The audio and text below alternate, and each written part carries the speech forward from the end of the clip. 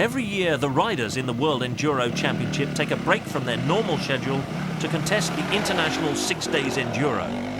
Many of them will be riding as one of the 6 trophy team members, representing their country in this Olympics of motorcycling. The younger riders may well be on the 4-man junior trophy squad for the under-24 stars of the future, and still more will be riding as independent or club team riders.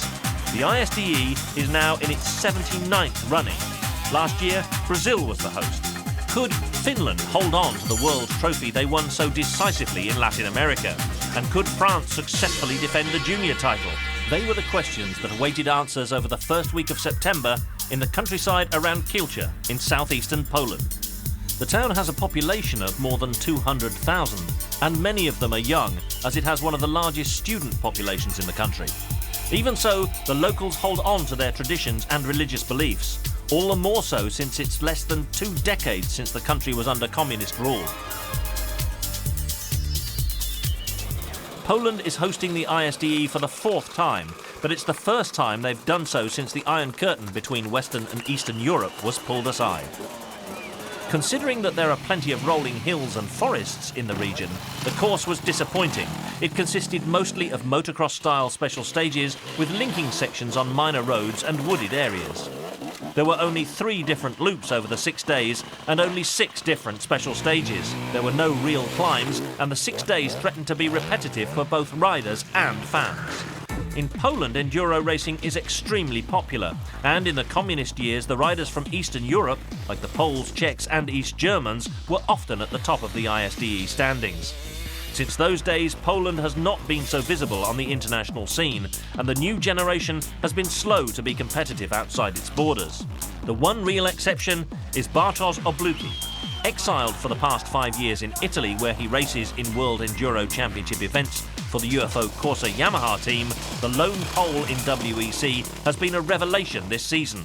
We've been training quite a lot together in the last 2 months, and it seems like it helped a little bit to the guys, and I also helped them to set up the bike a little bit, and it seems to work, so we see at the end of 6 days. Many young Polish riders would like to follow in Obluki's footsteps, and Michael Schuster has been very impressive in the European Championships.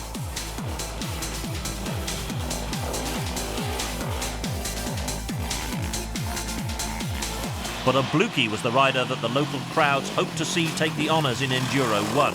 Therefore, they were well pleased on day 1 of the 6 days, as it saw Obluki at the top of the standings in his class, ahead of his WEC rival Simone Albergoni of Italy.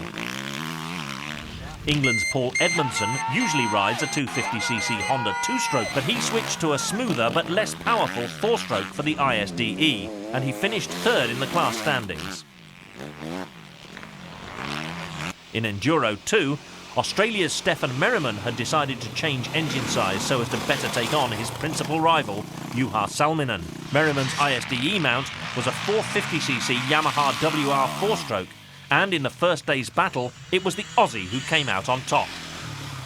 Salminen, in fact, finished the day with a 40-second deficit after the brakes of his KTM locked up in a special stage.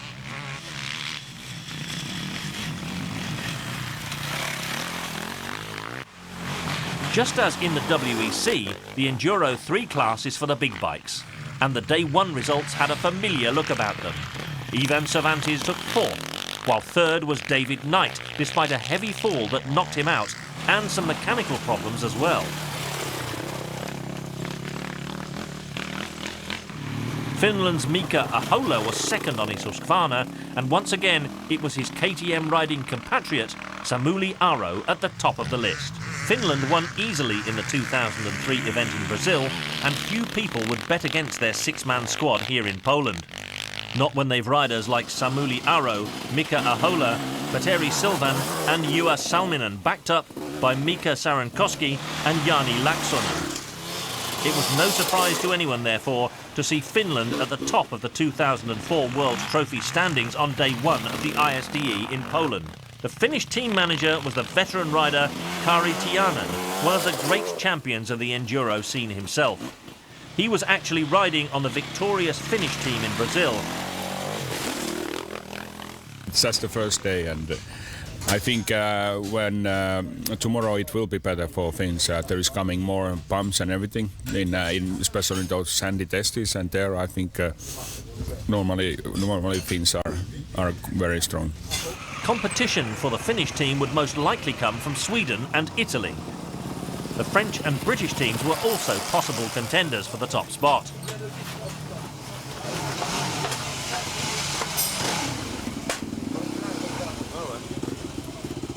The trophy standings for the first day revealed that Finland had a slim lead from Italy, and that those two teams had already put some daylight between them and the other nations.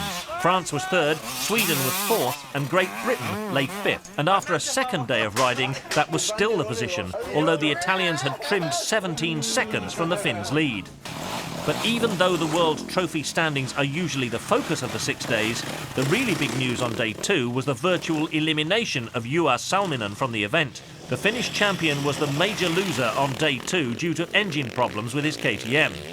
A 55-minute penalty was the result of the time he lost while making repairs. 5 minutes more and he'd have been out of the event.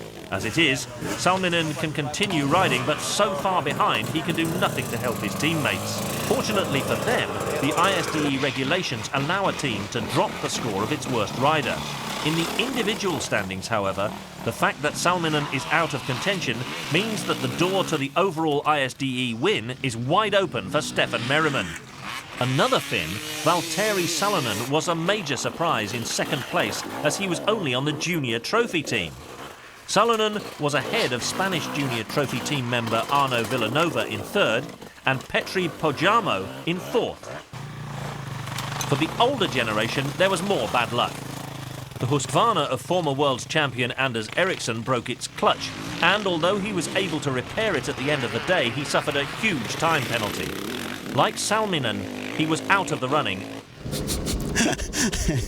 Not so easy, but this is a team event and you have to do everything for the team. So it was never in my mind that give up or anything. Just keep on going, try to fix the bike, try to find out what is the problem. And I think we solved it and we can push again for tomorrow. Going back to the subject of the young guns of the enduro scene, there were also 2 more juniors in the top 5 of the big bike Enduro 3 category. Ivan Cervantes of Spain was 4th after day 2, ahead of Finland's Marko Tarkala. At the top, however, it was David Knight in 2nd and Samuli Auro at the head of the list. At this point, Auro was also leading Stefan Merriman in the race for overall individual honours. There was rain on day 3, and although Juha Salminen is totally out of contention, he was still out there competing. He was so far behind that he could be of no help to the Finnish team, so his aim was simply to try and top the overall individual standings for each of the remaining days, and prove that he's the equal or better of Stefan Merriman. The factory KTM rider did actually best Stefan Merriman by 11 seconds to take the overall win for the day. The third day of the ISDE was marred by 2 terrible incidents. Firstly, a road accident involving Dutch support rider Jose Pruin, in which Pruin's motorcycle hit a car in traffic. Pruin and the 2 Polish passengers in the vehicle were sadly killed in the accident. And cruelly, another tragedy hit the enduro fraternity on the same day. German rider Sven Enderlin succumbed to injuries he suffered when he hit a tree branch in a liaison section. The 26-year-old Enderlin had only recently won the German Enduro Championship. Day 4 of the event was therefore a day of mourning. After the events of the previous day, the entire paddock could think only of the victims and their families. A minute of silence was observed and black armbands worn. In Enduro 1 competition on day 4, Simone Albergoni was in trouble right from the start. His Honda wouldn't fire up due to a compression problem, and the Italian Junior Trophy team rider was forced to retire. With Albergoni gone, it seemed like clear sailing for Bartosz Obluki. The local hero was now odds-on favourite in Enduro 1, but Obluki couldn't rest on his laurels as he had to face the challenge from the leader of the French team, Marc Germain. He matches Obluki's times all day long, and the Polish star took the win by a mere 3 seconds from the Frenchman.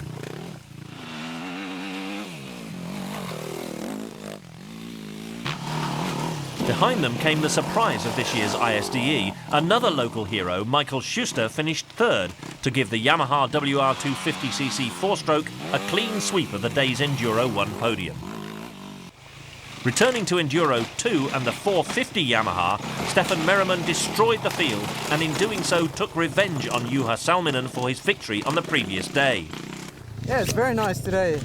No dust and yeah, it's a nice ride today. At this stage of the race, what's the most important to do? Is keep concentration, because as many hours we've been driving the bike and you have to keep thinking all the time. It's easy to become relaxed. David Knight finally got the better of Samuli Aro on day 4. The Briton, who'll be part of the full KTM factory team in 2005 World Enduro Championship competition, took the honours in Enduro 3.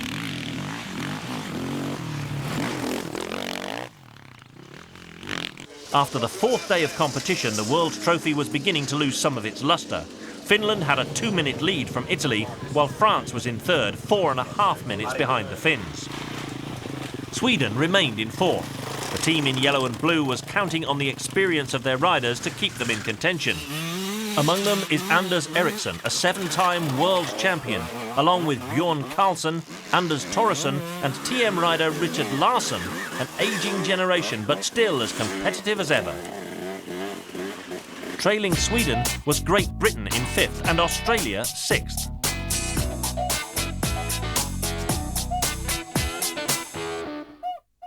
This 5th day of racing will see the riders set off on the final loop of trails and tests, a mix of the tracks from the previous days. The last day of competition would centre on the traditional final motocross races.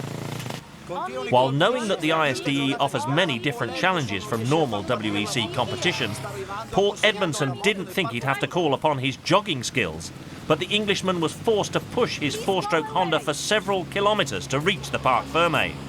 The following morning, he'd have just 10 minutes of authorised time to complete the repairs. Edmondson took 3 minutes in penalty time and dropped out of contention in the Enduro 1 category. Just a small problem with the bike.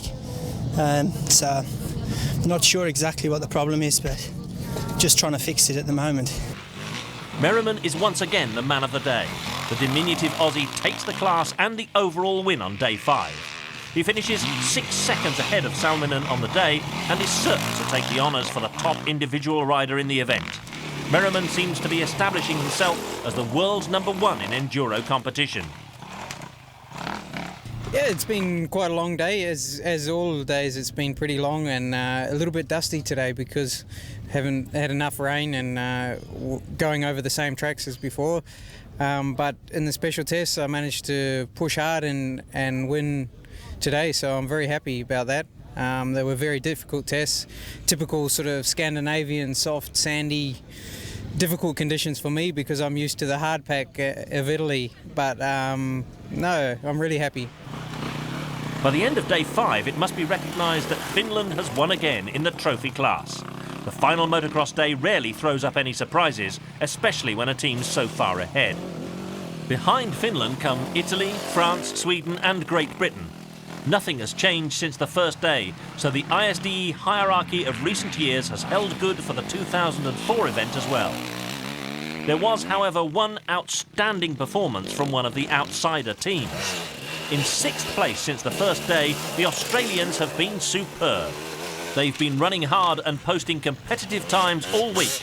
That summer break coaching from star rider Stefan Merriman obviously did the trick. Yeah, I went back in August when we had a small break here and tried to get the guys motivated a little bit more because it's such a big trip to come over here. And yeah, no, they're all going good, and all the riders still in, so that's a good thing.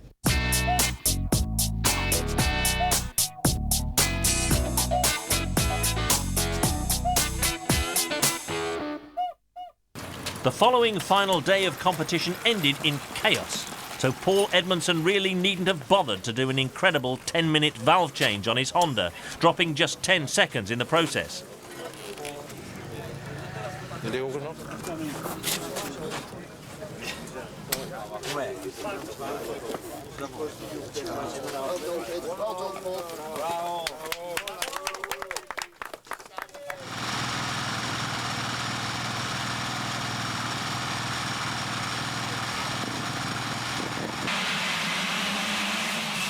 After the Enduro 1 motocross event, the riders complained about dust and spectator controls, and the Enduro 2 and 3 competitors refused to take part in any further races. The ISDE closed amid scenes of argument, threats and recrimination. Most riders were glad to get away and think about the next World Enduro Championship round in Greece.